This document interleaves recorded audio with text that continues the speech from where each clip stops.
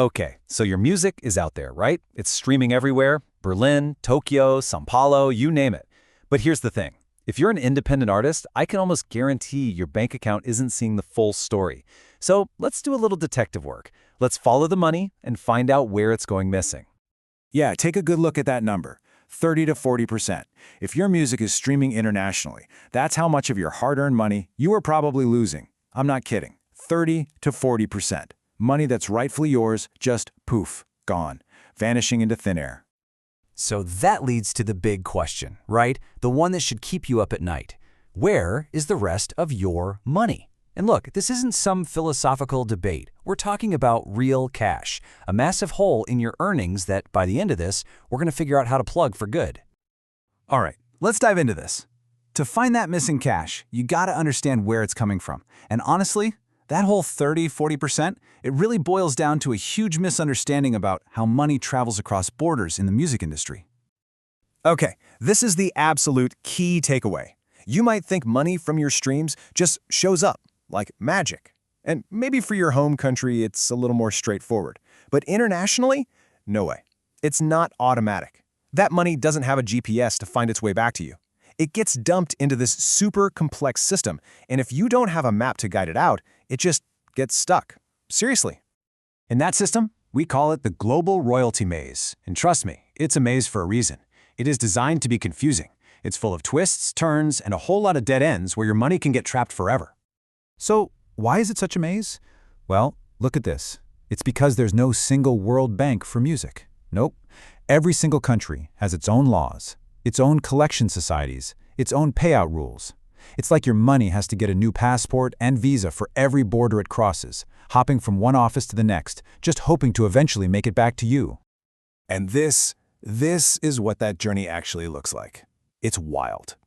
So your song gets streamed in Germany today. Great, but that money, it might take a year and a half, maybe even 3 years to get to you. 3! And you see that last word there? Maybe? That's the scariest part. Every single one of those handoffs is a chance for your money to just disappear, especially if all your paperwork isn't perfect. Okay, so what is this missing money exactly? It's not just one big pile of cash, nope. It's actually 3 different types of royalties. 3 separate income streams from every single play overseas that most artists don't even know exist. Check this out. One single stream creates 3 different pots of money. You've got your writer royalties, that's for you, the composer. Then you have publisher royalties, for the business of the song. And finally, neighboring rights, which is for the actual recording, the master track. Now here's the problem. Most independent artists are only set up to collect that first little slice. They're leaving 2/3 of the entire pie just sitting on the table. And if you think that money is just sitting in a lost and found box waiting for you, think again.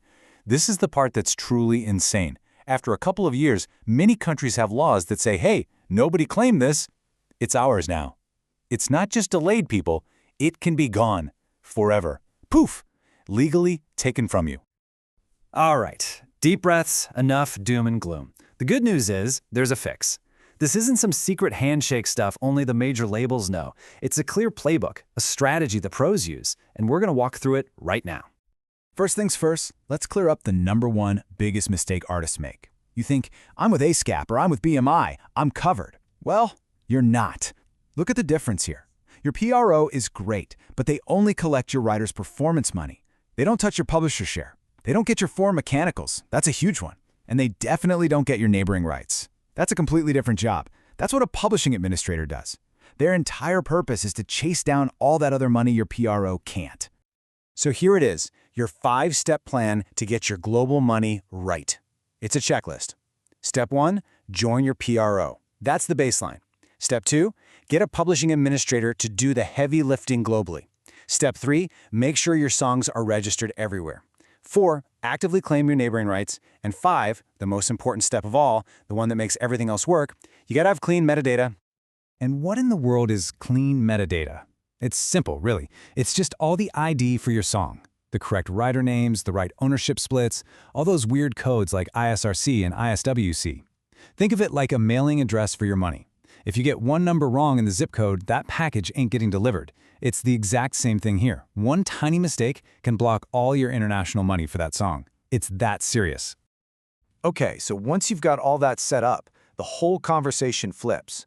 We're not just playing defense anymore, trying to stop leaks. Now, we're playing offense. We're talking about unlocking a huge, powerful income stream that, by the way, was always yours. And get this. This is the part that blows my mind. For a lot of artists, the money is actually better overseas. Some of these markets, we're talking Germany, the UK, Japan, they can pay out more per stream than you get in the US. So this isn't just about plugging a hole in the bucket. This is about finding a whole new river of income. So how much are we really talking about? Well, for some indie artists, 70%. I'll say it again, 70% of their total income can come from outside their home country, especially in genres like electronic, pop, even classical. That's a career-making difference. And the best part? You don't even have to leave your house to earn it. So I'll just leave you with this one question. The second you upload a song, it's global. It's available everywhere. Your music is already playing on a world stage. The only question left is your royalty strategy? Because if it's not, you're not just leaving a little money on the table, you could be leaving the biggest part of your career's income behind.